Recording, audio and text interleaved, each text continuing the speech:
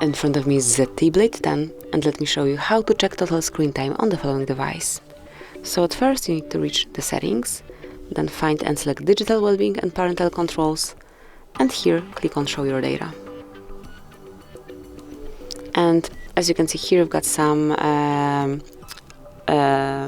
sum up, let's say, with the time that you spent on the device today, and with some categories of apps. But if you would like to check detailed stats, just click in the middle of the circle, and here you can check the statistics for each application. So for example, contacts been in use for 8 minutes today, and phone up for 2 minutes only.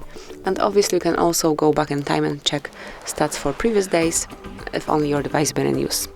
And this is it, that would be all. Thank you for watching. Please subscribe our channel and leave the thumbs up.